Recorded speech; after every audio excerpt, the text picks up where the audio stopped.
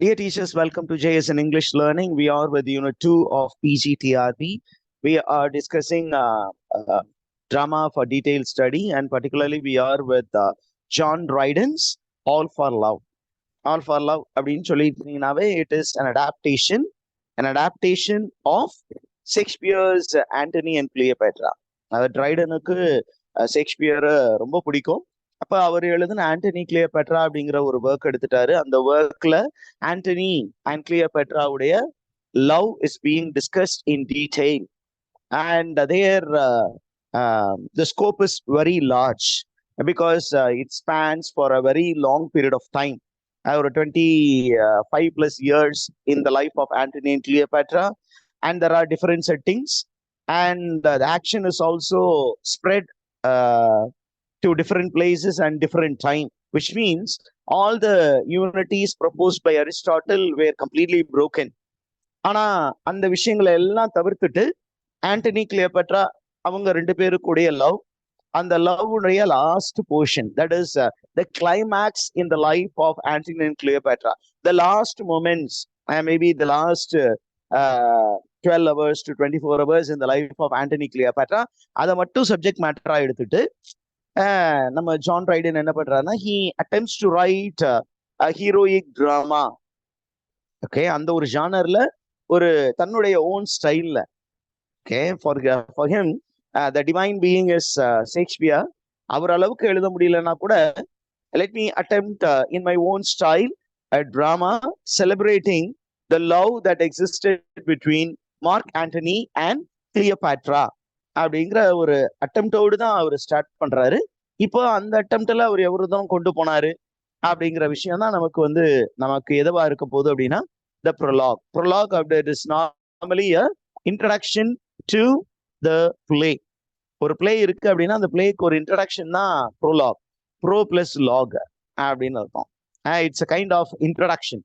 இப்போ இந்த இன்ட்ரடக்ஷன்ல ஜான் ரைடன் என்ன விஷயம் சொல்ல வர்றாரு அப்படின்னு நம்ம அப்படியே உள்ள அந்த டெக்ஸ்ட் க்ளோஸா பார்த்தோம்னா என்ன சொல்றாருன்னா, however you write, however you try to be original, there will be critics who will be always finding fault with you. எப்பொழுதுமே கிரிட்டிக்ஸ் என்ன பண்ணுவாங்க அப்படின்னா, they will be very keen in finding fault with you. எந்த மாதிரி அவங்க find fault பண்ண wait பண்ணுவாங்க அப்படின்னா, they will be waiting like a vulture to prey on the prey. ஒரு வல்ச்சர் எப்படி அங்க ஒரு ஃப்ரெஜைல் பீயிங்ஸை பார்த்துக்கிட்டு வெயிட் பண்ணிட்டு இருக்குமோ, மேல அந்த பிணந்தினி கழுகுகள் எவ்வாறு எப்போ அந்த ஒரு பிரே நம்மகிட்ட மாட்டும் அப்படின்னு நம்ம தமிழ்ல ஒரு வேர்டு இருக்கு, கண் கொத்தி பாம்பை போல அப்படின்னு சொல்லுவாங்க. அப்ப அது மாதிரி எப்ப விழுங்கலாம் என்று பார்த்து கொண்டு இருக்கக்கூடிய கர்ஜிக்கும் சிங்கம் போல சாத்தான் வெயிட் பண்றான் அப்படின்னு பைபிள்ல சொல்லுது. ஒரு கர்ஜிக்கும் சிங்கம் எப்படி பாய்ந்து தன்னுடைய இரையை என்ன பண்ணலாம், லாபகமாக பிடிக்கலாம், அந்த மாதிரியே இந்த கிரிட்டிக்ஸை வல்ச்சர்ஸ் அப்படின்னு இந்த ப்ரொலாக்ல டிஸ்கிரைப் பண்ணியிருக்காரு. என்ன சொல்றாருன்னா, இந்த கிரிட்டிக்ஸ் என்ன பண்ணுவாங்களாம், they demand of the writers to imitate the dying poets or the dead poets. யார் அந்த dying poets or who are the dead poets அப்படின்னா, the classical writers.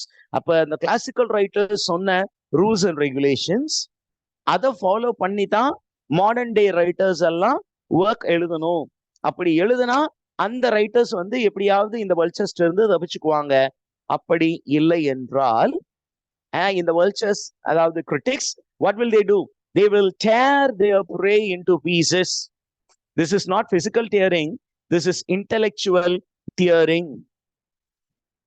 Okay, அதுதான் நமக்கு இந்த ப்ரொலாக்ல அதிகப்படியாக இருக்கு. And then he will speak about the character of Antony, Mark Antony-ய நான் எப்படி டிசைன் பண்ணியிருந்தேன் அப்படிங்கிறத பத்தி பேசுறேன். Now let's enter into the prologue in detail. ஏன்னா இது டீடைல்டு பிளே அப்படிங்கிறதுனால நம்ம அந்த டெக்ஸ்ட்டை வச்சே உங்களுக்கு இன்ஃபர்மேஷன்ஸ் கொடுத்துருவோம். ஏன்னா this alone will help you to get 130 plus. 130 plus மட்டும்தான் உங்களுடைய கோலா இருக்கணும். அதுக்கு கீழே ஒரு நம்பர் யோசிக்காதீங்க. 130 plus இருந்ததுன்னா ஸ்டேட் ஃபர்ஸ்ட், ஓகே, அல்லது ஸ்டேட் டாப் ரேங்கர்ஸ், டாப். இப்போ நீங்க ஒரு என்ன நம்பர்ஸ் இருக்கீங்களோ எல்லாருமே அந்த டாப் லிஸ்ட்ல இருக்கணும் அப்படிங்கிறது நம்மளுடைய யோசனை. Now coming to the opening, What flocks of critics hover here today? He is speaking about the flock of critic. What is the image? Okay, flock அப்படின்னு சொன்னோம்னா the reference is to a species of birds. What species அப்படின்னு கேட்டீங்கன்னா அடுத்த லைன்ல சொல்றாரு, as vultures wait on armies for their prey. ஒரு போர்க்களத்துல இந்த சோல்ஜர்ஸ் எல்லாம் அப்படியே போர்க்களத்தை நோக்கி போகும் பொழுது வல்ச்சர்ஸ் வந்து வெளியில உட்காந்துட்டு போங்கடா போங்க போய் நீங்க சாகுங்க, நாங்க என்ன பண்ணுவோம், நீங்க குத்துயிரும் கொலையுரமா இருக்கும் பொழுது we will come and kill you all the more. This happens in the war front. So writing is presented as a war front. It's a warlike activity. And the warlike activity la all one's creative energy is burnt. And the burn ஆகி sometime the hero or the writer of the play becomes victorious, or sometimes he fails. If he emerges victorious, the critics will clap their hands and will appreciate and will not be able to harm that victor. But sometime, if a creative genius is not able to raise up to the expectation of the audience, அவரால் வந்து அந்த ஆடியன்ஸை please பண்ண முடியாத மாதிரி ஏதாவது ஒரு சின்ன ஃப்ளா இருக்குன்னா he is a loser. அந்த லூசர் வந்து he is like the dying man. He is almost a dead body. அந்த dead பாடிய அந்த ஹீரோ மட்டும் இல்ல, அவருடைய the play appears like a carcassனா dead body. அந்த டெட் பாடி என்ன பண்ணணும்னு நினைக்குங்களா இந்த வல்ச்சர்ஸ் எல்லாம் வெயிட் பண்ணி ஆகா மாட்டிக்கிட்டா அப்படின்னு அந்த பிளேவை போட்டு கண்ணா பண்ணான்னு கிரிட்டிசைஸ் பண்ணி கிழிச்சு நாரா என்ன பண்ணுமா, it will make the play suffer all the more by their criticism. So he is coming down heavily upon the critics. Critics-ஐ அவர் மிகவும் கடுமையாக சாடுகிறார். இந்த ஐடியா கிளியரா இருக்கா teachers? Okay, John Dryden is criticizing the critics for torturing a play and the playwright for the little flaws that is found in the work of art. எந்த ஒரு ஒர்க்கும் பெர்ஃபெக்டான work கிடையாது, அதுல ஒரு சின்ன சின்ன ஃப்ளா இருக்கும். ஆனா அந்த ஃப்ளாவை வந்து ரொம்ப பெரிதுபடுத்தி பயங்கரமா கிரிட்டிசைஸ் பண்ணி சில நேரங்கள்ல the writer becomes broken. நம்ம அதை பத்தி பின்னா நம்ம ஏற்கனவே கீட்ஸ் பத்தி பேசும் பொழுது பேசியிருக்கோம்னு நினைக்கிறேன். John Keats did not die just because of consumption, but because he was heartbroken because of his critics. Okay, அப்படிதானே டீச்சர்ஸ்? என்டிமியன் அப்படின்னு அவர் ஒரு எபிக் ப்ரொபோர்ஷன்ல ஒரு ஒர்க் ஸ்டார்ட் பண்ணாரு, என்டிமியன் அப்படிங்கிற ஒரு ஒர்க். அந்த ஒர்க்கை வந்து என்ன பண்ணாங்க critics, they criticized it very badly. In which magazine, teachers? Blackwood magazine. There was a critic. There was one or two critics, prominent ones. They criticized it very badly, because of which John Keats was pained all the more. அவருக்கு பிசிக்கலாவும் pain இருந்தது, இப்ப இன்டெலெக்சுவலாவும் ஆச்சர் வந்ததுனால he passed away like a shooting star அப்படின்னு Shelley வந்து அடனியஸ் அப்படிங்கிற போயத்துல இதே இமேஜை வந்து யூஸ் பண்ணியிருப்பாரு. என்ன அப்படின்னா வல்ச்சர்ஸ், கிரிட்டிக்ஸ் ஆஸ் வல்ச்சர்ஸ் அங்கேயும் திட்டியிருப்பாரு. அதே மாதிரிதான் இங்கேயும் பிகின் பண்றாரு. இந்த கிரிட்டிக்ஸ் எல்லாம் வல்ச்சர்ஸ் மாதிரி சார், அவங்க ஒரு வார் ஃப்ரண்ட்ல இந்த ஆர்மிஸ் போகும் பொழுது ஆகா நமக்கு ஒரு நல்ல வேட்டை காத்திருக்கு, அந்த பிளேவை எப்படியாவது நம்ம கொட்டி கொதறலாம் அப்படின்னு வெயிட் பண்ணிட்டு இருக்கிற மாதிரி ஒரு இமேஜை ஃபர்ஸ்ட் சொல்லிட்டு என்ன சொல்றாரு அப்படின்னா, what do the critics expect of the writers அப்படின்னா, they expect the writers to write plays following the rules and regulations given by the dying poets by the saint. அதான் எக்ஸ்பிரஷன் அப்படின்னா ஒண்ணும் இல்ல. the critics expect the poets to write plays based on the classical rules. If you don't follow it, then they will come and peck you. பெக்கனா குத்துறது. Begging party அப்படின்னு ஒரு நாவல்ல பயங்கரமா பேசப்பட்ட ஒரு நாவல். என்ன அப்படின்னு கேட்டீங்கன்னா, what is a novel? A postmodern novel which speaks about a pecking party conducted by a nurse. One flew over cuckoo's nest. There is a lunatic asylum, and the lunatic asylum, there are lunatics, men who are considered to be outlaws. அந்த society அவங்கள வந்து அவுட்லான்னு சொல்லிடுச்சு. ஏன்னா because of the life style அவங்கள தூக்கி ஒரு அசைலத்துல போடுறாங்க. அந்த அசைலத்துடைய ஓனர் வந்து is woman by name big nurse. that woman conducts a kind of emotional therapy. அவங்க எல்லாரையும் உட்கார வச்சு அவங்களுடைய பர்சனல் ப்ராப்ளம்ஸ் சொல்லி எல்லாரையும் வச்சு கொத்துன்னு குத்துவாங்க. Emotionally she will be targeting all those people, and those people will feel very bad, and the hero enters and then he challenges the big nurse. அது வந்து ஒரு ஸ்டோரி. இங்க எதுக்கு நான் அதை கொண்டு வந்தேன் அப்படின்னு கேட்டீங்கன்னா, கிரிட்டிக்ஸ் உடைய செயல்பாடு வந்து it is like the begging party. அப்ப அவங்க என்ன பண்ணாங்க அப்படின்னா, they will expect the writer to write plays based on the classical rules. இதை சொல்லி முடிச்சுட்டு என்ன சொல்றாரு அப்படின்னா, I have to fight these critics. இதுதான் அவருடைய பிரசன்ட் கண்டிஷன். என்ன சொல்றாருன்னா, I have a big army of critics to fight with because I have decided to write a play without a rhyme, without any rhyme, which means I'm going to use blank verse. Number two, I'm not going to follow all the rules and regulations given by the ancient Greeks as it is. I'm going to have some kind of liberty. And then he is going to speak about the type of work he's going to write. Enna type of work is all for love? Abdina, he says, I'm going to write a tale which is very sad. So a tale which is very sad. What type of drama it is? A drama that speaks about tragedy. Sad ending. It is called tragedy. So he says, I'm going to write a tragedy. And what type of tragedy, Abhina? It is going to be as tragic as the story of Dido. Dido, queen of Carthage. Who wrote that famous tragedy, Dido, the queen of Carthage? Marlowe. The master of tragedy, a man who wrote only tragedies as a playwright, an Elizabethan playwright, maybe a contemporary of William Shakespeare. Some critics say that had Christopher Marlowe lived a little longer, he would have overshadowed William Shakespeare. அந்த மாதிரி சொல்லப்பட்ட அந்த Christopher Marlowe திதோ queen of கார்த்தேஜ பத்தி ஒரு அழகான tragedy எழுதினாரு. எப்படி வந்து அது வந்து ஒரு பயங்கரமான சேட் பிளேவோ, அதே மாதிரி சேட் பிளே தான் ஆண்டனி அண்ட் கிளியோபேட்ரா அவங்களை பற்றிய இவர் எழுதக்கூடிய play, that is all for love. And then he says, my story is as old and as the story of Dido. Okay, Dido அப்படிங்கிற அந்த குயின் ஆஃப் கார்த்தேஜ் உடைய ஸ்டோரி வந்து it's a very ancient story. அதே மாதிரி ancient story தான் என்னுடைய story. ஏன் அப்படின்னா, I'm going to write a play about Mark Antony and Cleopatra. Okay, now he is going to speak about the character of Antony. என்ன சொல்றாரு அப்படின்னா, the critics, the vulture-like critics will come down on my play because of the character of Antony. Okay, normally ஒரு playல ஒரு hero வந்து எப்பொழுதுமே Nobel மேனா இருக்கணும். This is actually what is stated by the ancients. According to the ancients, the hero of a play should be a man of high stature.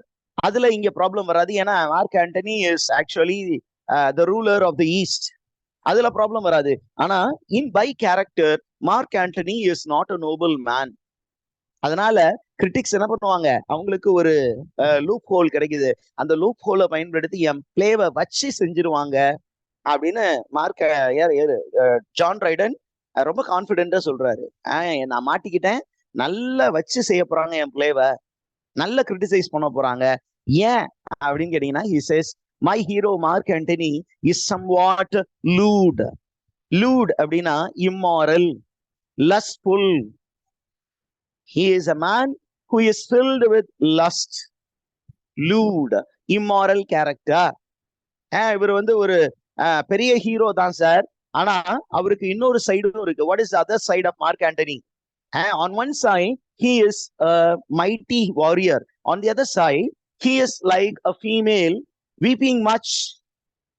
அதிகமா உட்கார்ந்து என்ன பண்ணுவான், குமரி குமரி அழுதுகிட்டே இருப்பான். ஏன்னா நம்ம பிளே ஆல் ஃபார் லவ் எடுத்தீங்கன்னா Ventidius meets Mark Antony, Mark Antony is சொல்றான், he is not like a man, Cleopatra has unmanned him. அவன்கிட்ட இருக்கிற ஜூஸ் எல்லாத்தையும் அவன் எடுத்துட்டான். there is no manliness in him அப்படிங்கிற மாதிரி சொல்றான். he appears like a woman, he appears very very fragile அப்படின்னு ரொம்ப அப்படியே செக்ஸிஸ்ட் டெர்மினாலஜிஸ் நிறைய இதுல பாப்பீங்க. he weeps much, fights little. Hero அப்படின்னா அவன் எப்பொழுதும் சண்டைக்கே போய் போர்க்களத்துல நின்றுட்டு இருக்கணும், ஒரு சிங்கம் மாதிரி இருக்கணும். ஆனா இவன் அசிங்கமா இருக்கான், உட்காந்து அழுதுகிட்டு இருக்கான்.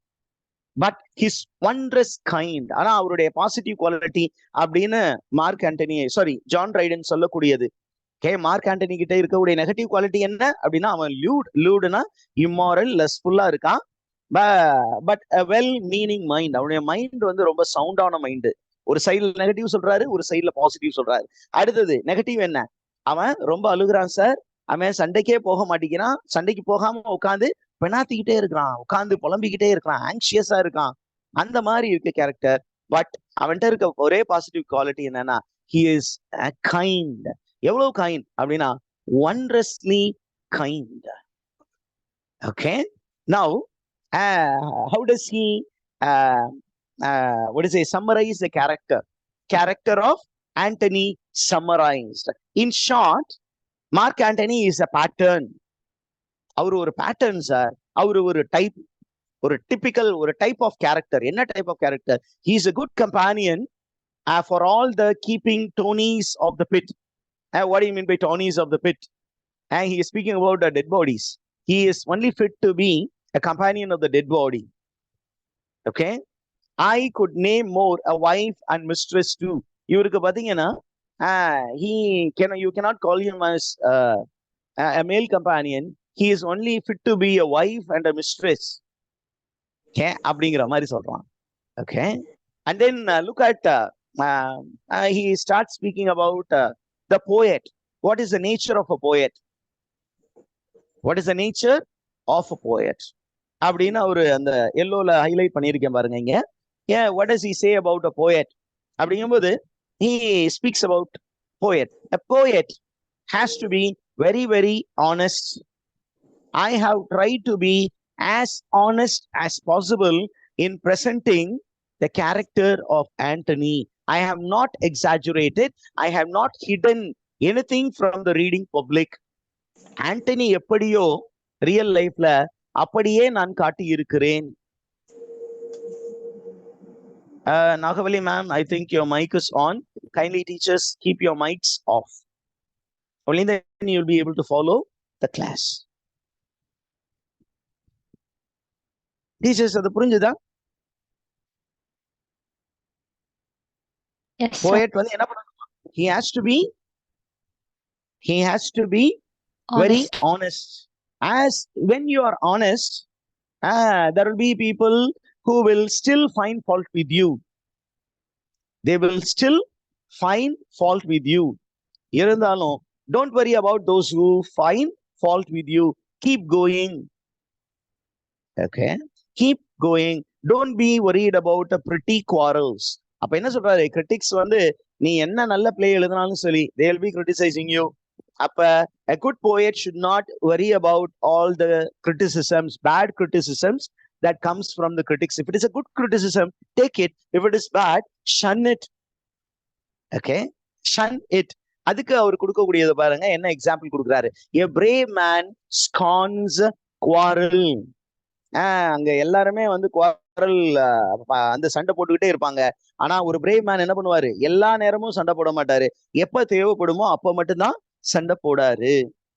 அப்படி நீங்க இல்ல சார் எல்லாருமே உங்கள்கிட்ட சண்டை போடணும்னு நினைக்கிறாங்கன்னா எல்லா நேரமும் கோதால இருந்தீங்கன்னா you will be become a loser. how will you become a loser அப்படின்னா like hectors in every pity fray அப்படின்னா fight. ஹெக்டர் எப்பொழுதுமே ரெடியா இருப்பான் சண்டைக்கு. யாரு வந்து சண்டைக்கு வந்தாலும் ரெடியா இருப்பான். நீ அப்படி இருக்க கூடாது. உன்னால எவ்வளவு தூரம் சண்டை முடியுமோ fight. And then you call for a cheese fire. போதும் சார் இன்னைக்கு, நாளைக்கு பார்ப்போம். இன்று போய் நாளை வா, இன்று போய் நாளை வா. எங்கேயோ கேட்ட மாதிரி இருக்குல்ல டீச்சர்ஸ், ஏதோ ஒரு எப்பிக்ல இன்று போய் நாளை வான்னு ஏதோ ஒரு எப்பிக்ல யாரோ சொன்ன மாதிரி இருக்கே. Do you remember that? Who said that statement? Kanda Puranam, sir. Huh? It's in Kanda Puranam. Kanda Puranam, who says that, man? Murugan, sir. Murugan. இன்று போய் நாளை வா. Murugan says it to Surapadman. Okay, சூரபத்மன்ட்ட சொல்றாரு, இன்னைக்கு போதும் இவ்வளவு சண்டை போட்டது, நாளைக்கு பார்க்கலாம். அண்ட் ஒரு நல்ல ஒரு shrewd man will always plan his game beyond his reach. If there is something, he will say tomorrow, நாளைக்கு பார்ப்போம், இன்னைக்கு போதும். அந்த மாதிரி இவர் என்ன சொல்றாரு அப்படின்னா, whatever you could accept it or leave it aside அப்படின்னு அவர் சொல்றாரு. He is only addressing, and then he says these critics, how are they அப்படின்னு கேட்டீங்கன்னா, they are fops அப்படிங்கிறாரு. He is comparing, he is calling critics as fops. Who are fops அப்படின்னு நீங்க search பண்ணி பார்த்தீங்கன்னா, they are fop அப்படிங்கிற வேர்டுக்கு meaning silly people.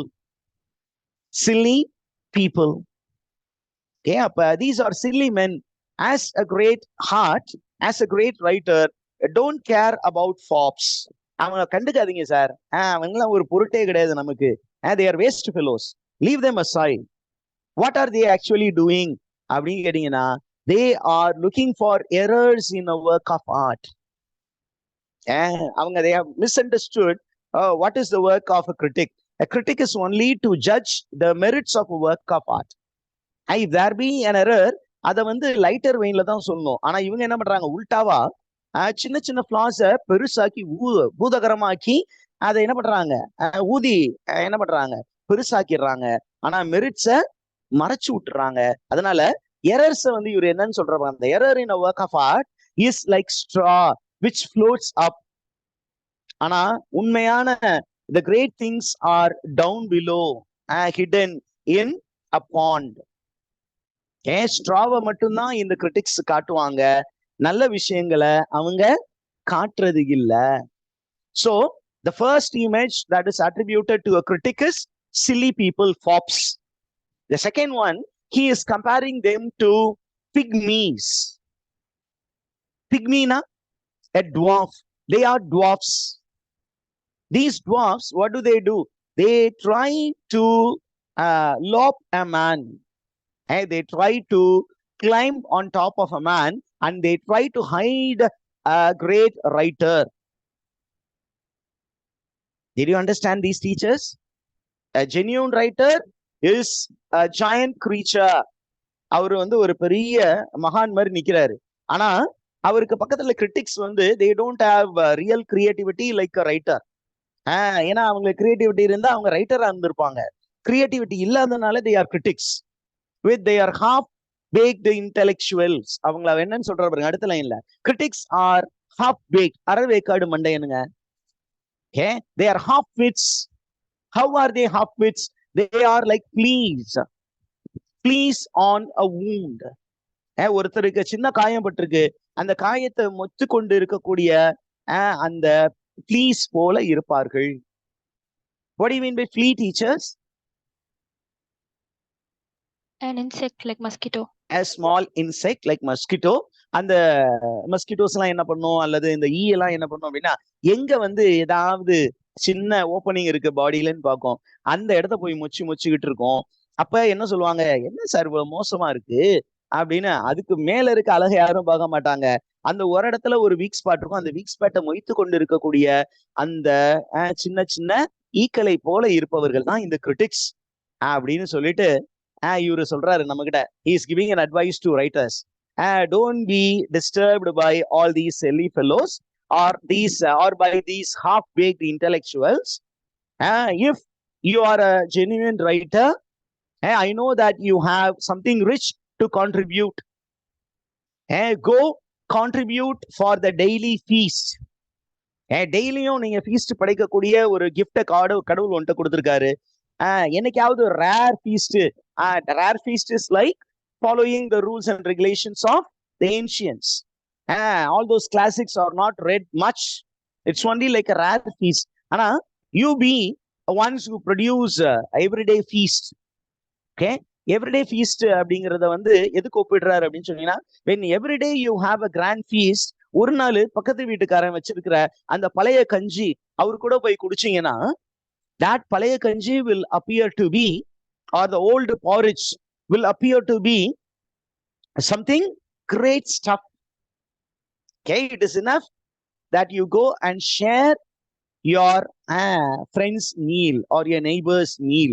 So என்ன சொல்ல வர்றாரு அப்படின்னு சொன்னீங்கன்னா, to be a good writer, sometime you should also produce something like a poor man's porridge. Not always all great food items. Star hotel items மட்டும்தான் எப்பொழுதும் நீங்க ப்ரிப்பேர் பண்ணணும் இல்ல. Sometime for variety, you should also attempt to produce some ordinary dishes. Okay? Did you understand this, teachers? Yes, sir. And he says, some people are called rich poets, and these rich poets only write established kind of work of art. But there are also poor poets. They also produce very good, and their fruits are also very good to taste. And as these fruits which are produced by poor poets are like revealed fruits as winter. அந்த time வந்து விண்டருக்கு, சம்மருக்கு use ஆகலைன்னா கூட விண்டருக்கு use ஆகும். அந்த மாதிரி ஒரு ஒர்க்கை தான் நான் ப்ரொடியூஸ் பண்றேன். My work may not be as great as Shakespeare's Antony and Cleopatra, but my work will have the same old merit. My work may not be having all the merits to be called a classic, but it will have something to delight the readers. My work is a tragedy. It employs a character which has positives and negatives, but the negatives are overpowering, that a critic will always eye only at the negative, so I will be criticized. அப்படின்னு முன்னாடியே சொல்லிட்டு, I'm least bothered about criticism. எனக்கு அந்த கிரிட்டிசிசத்தை பத்தி கவலையே இல்லை sir அப்படின்னு சொல்லி அவர் என்ன சொல்றாரு, take the good things in my work and enjoy it அப்படின்னு சொல்லிட்டு he is taking us into the dramatis personae. Are you the teachers? It's half an hour. Yeah, thank you. இது வரைக்கும் புரிஞ்சதா டீச்சர்ஸ்?